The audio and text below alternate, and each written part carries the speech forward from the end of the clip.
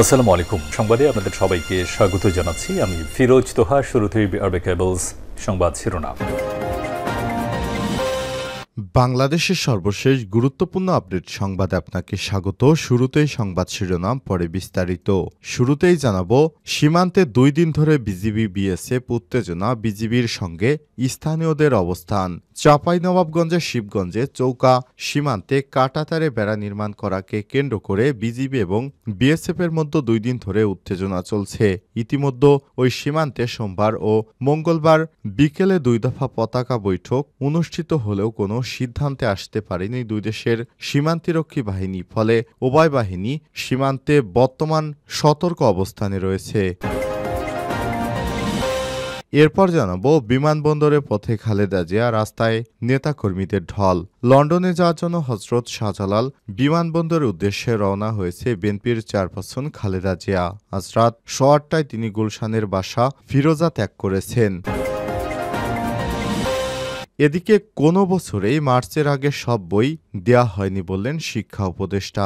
শিক্ষার্থীদের মাঝে সব পাঠ্য বই বিতরণ কবে নাগাদ সম্পন্ন হবে তা সুনির্দিষ্ট বলা সম্ভব নয় বলে জানিয়েছেন শিক্ষা উপদেষ্টা ওয়াহিদুদ্দিন মাহমুদ। মঙ্গলবার 7 জানুয়ারি সচিবালয়ে সরকারি ক্রয় সংক্রান্ত উপদেষ্টা পরিষদ কমিটির বৈঠক শেষে সাংবাদিকদের প্রশ্নের জবাবে তিনি এসব কথা বলেন। জানাবো, চৌধুরী নাফিস সারাফাত এবং তার পরিবারের সদস্যদের সম্পত্তি ক্রোকের নির্দেশ। পদ্মা ব্যাংকের সাবেক চেয়ারম্যান চৌধুরী নাফিস সারাফাতের বিরুদ্ধে 887 কোটি টাকা আত্মসাতের অভিযোগ এবং তার স্ত্রী আঞ্জুমান শহীদ এবং তার ছেলে চৌধুরী সাহেব সাপওয়ান সারাফাতের নামে থাকা স্থাবর সম্পত্তি ক্রোকের নির্দেশ দিয়েছে আদালত। জানাবো, গণহত্যার বিচার সুষ্ঠুভাবে করার জন্য যা যা দরকার সব করা হয়েছে বললেন attorney general. Attorney general Mohammad Asaduzzaman বলেছেন, জুলাই আগস্টে গণহত্যার বিচার সুষ্ঠুভাবে করার জন্য যা যা করা দরকার সবই করা হয়েছে। এই বিচারে অ্যাটর্নি জেনারেল অফিসের সহযোগিতা লাগলে করা হবে। আজ বিষয়টি নিশ্চিত করেছেন অ্যাটর্নি জেনারেল। এবং সর্বশেষ জানাবো, 2024 সালে ইরানে 901 জনের মৃত্যুদণ্ড কার্যকর বলছে জাতিসংঘ।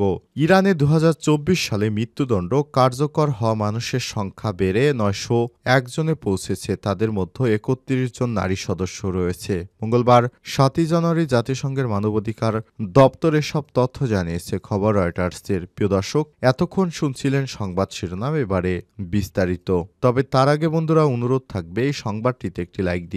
এই চ্যানেলে আপনি নতুন হয়ে থাকলে আমাদের সংবাদটি দেখতে দেখতে চ্যানেলটি সাবস্ক্রাইব করে রাখুন, যাতে করে বন্ধুরা আমাদের পরবর্তী লেটেস্ট আপডেট সংবাদগুলো সবার আগে আপনার কাছে পৌঁছে যায়। কমেন্ট করে আপনার মূল্যবান মতামত জানিয়ে দিন আপনি বিশ্বের কোন দেশ থেকে বা বাংলাদেশের কোন স্থান থেকে আমাদের সংবাদটি দেখছেন এবং শুনছেন। এবারে বিস্তারিত।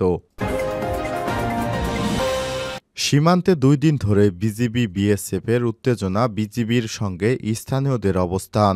চাঁপাইনবাবগঞ্জের শিবগঞ্জের চৌকা সীমান্তে কাঁটাতারের বেড়া নির্মাণ করাকে কেন্দ্র করে বিজিবি এবং বিএসএফ সদস্যদের মধ্যে 2 দিন ধরে উত্তেজনা চলছে।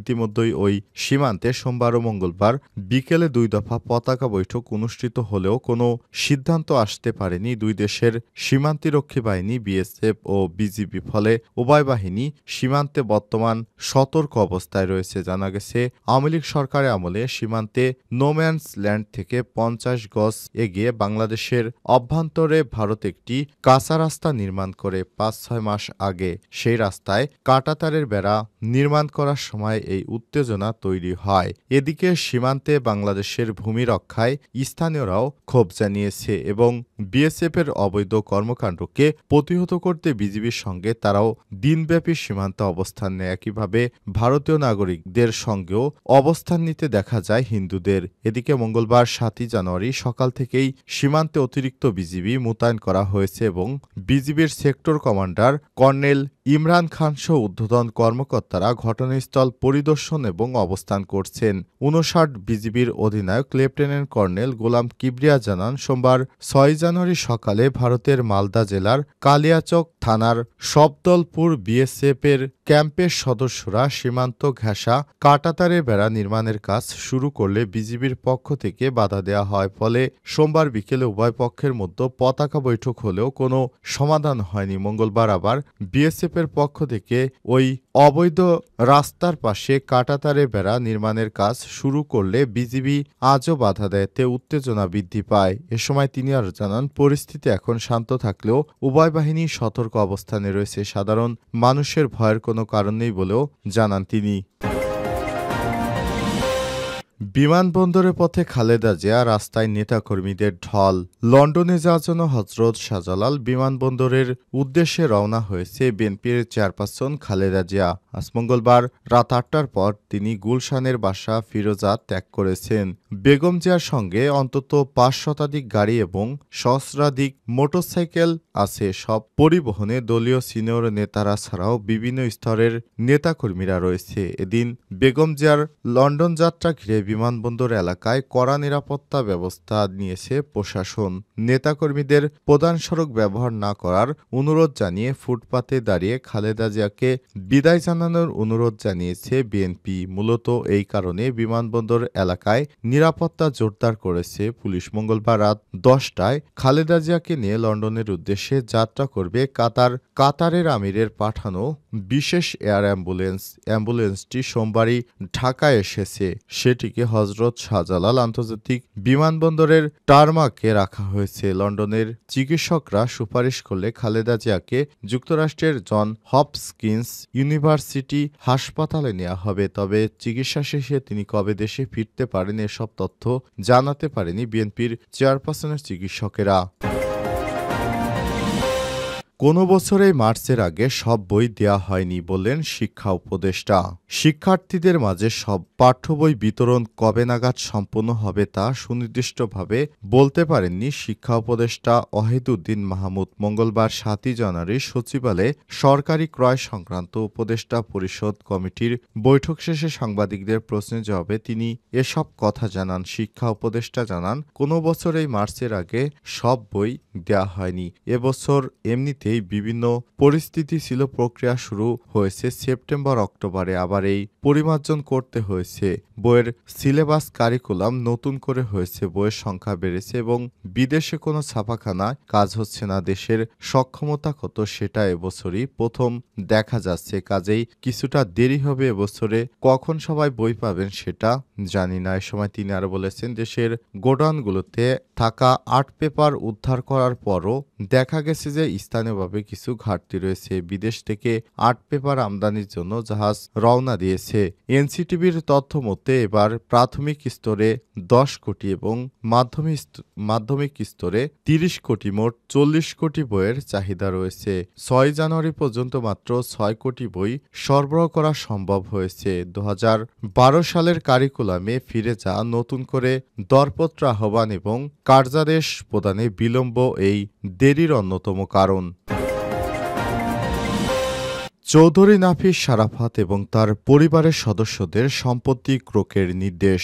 পদ্মা ব্যাংকের সাবেক চেয়ারম্যান চৌধুরী নাফিস সারাফাতের বিরুদ্ধে ৮৮৭ কোটি টাকা আত্মসাতের অভিযোগ এবং তার স্ত্রী আঞ্জুমারা শহীদ ও তার ছেলে চৌধুরী সাপেত সারাফাতের নামে থাকা স্থাবর সম্পত্তি ক্রোকের নির্দেশ দিয়েছে আদালত। মঙ্গলবার ৭ জানুয়ারি এই আদেশ দেয় আদালত। এদিন গৃহায়ণ এবং গণপূর্ত মন্ত্রণালয়ের সাবেক প্রতিমন্ত্রী শরীফ আহমেদের শেয়ার ও ব্যাংক হিসাবের অবরোধের নির্দেশ দিয়েছে আদালত। এছাড়াও জাতীয় বক্ষবিধি হাসপাতালের প্রশাসনিক কর্মকর্তা মুন্সি আজাদ হোসেনের ব্যক্তি ও প্রতিষ্ঠানের নামে ব্যাংক হিসাব ও সঞ্চয়পত্রের লেনদেন অবরুদ্ধকরণের আদেশও দেয় আদালত। এর আগে সোমবার ৭ October Dhaka metropolitan senior special জজ মোহাম্মদ আশামস জগলুল হোসেনের আদালত দুদকের আবেদনের পরিপ্রেক্ষিতে অর্থ আত্মসাতের অভিযোগ থাকায় পদ্মা ব্যাংক লিমিটেডের সাবেক চেয়ারম্যান চৌধুরী নাফিস সারাফাতের বিদেশ যাওয়ার নিষেধাজ্ঞা দেয়। ওই সময় দুদকের কোর্ট পরিদর্শক আমির হোসেন হোসেন এসব তথ্য নিশ্চিত করেছেন।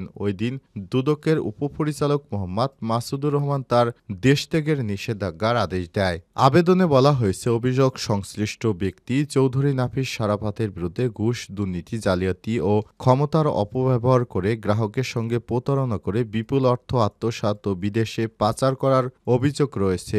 অভিযোগ সংশ্লিষ্ট ব্যক্তি তার বর্ণিত পদে অপব্যবহার করে এবং রাজনৈতিক পরিচয়ের মাধ্যমে দেশের বিভিন্ন স্থান ও কানাডাতে বিপুল পরিমাণ অর্থ অবৈধভাবে অর্জন করেছে বলে তথ্য পাওয়া যাচ্ছে এবং অজ্ঞাত স্থান থেকে জাতীয় দৈনিক পত্রিকার বিজ্ঞপ্তি প্রচার করে তার পক্ষে বক্তব্য প্রচার করেছে। বিশ্বস্ত সূত্র প্রাপ্ত তথ্য মতে দেশের বর্তমান বাস্তবতায় চৌধুরী নাফিস শারাফত দেশ ত্যাগ করতে পারবেন এই মর্মে আশঙ্কা করা হচ্ছে। তাই সুষ্ঠু তদন্তের স্বার্থে চৌধুরী নাফিস শারাফতের বিদেশ গমন রহিত করা আবশ্যক।